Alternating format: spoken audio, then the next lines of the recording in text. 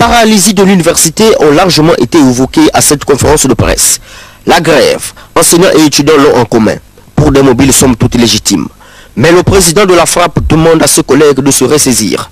Il faut sauver l'université Omar Bongo, prisonnière d'un syndicalisme radical, déclare-t-il. Seulement ce que je demanderai aux collègues enseignants, n'empirons pas la situation.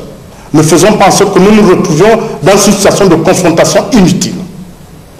J'exhorte les uns les autres à un peu plus de lucidité pour que lundi, nous reprenions le chemin de notre travail et nous refassions ce que nous avons à faire et que nous réclamions à justesse le rétablissement de certaines restrictions qui ont été faites notamment au niveau de la perception de la prime d'incitation à la recherche. D'un ton plaintif, le président de la FRAPP a fustigé la grève éternelle. Nous abusons de la notion de grève illimitée. Notion en réalité même dans beaucoup de démocraties est devenue inopérante.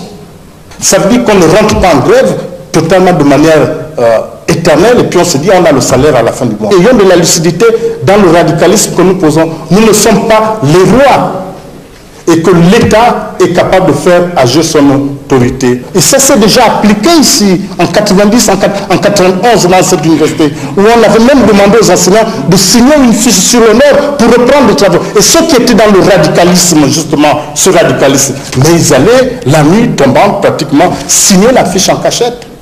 La FRAPP n'est pas dans une situation nihiliste et de sinistrose. Son président affirme que la radicalité observée par le SNEC et la dynamique unitaire peut s'avérer infructueuse et pénalisante pour la jeunesse scolarisée des établissements d'enseignement public.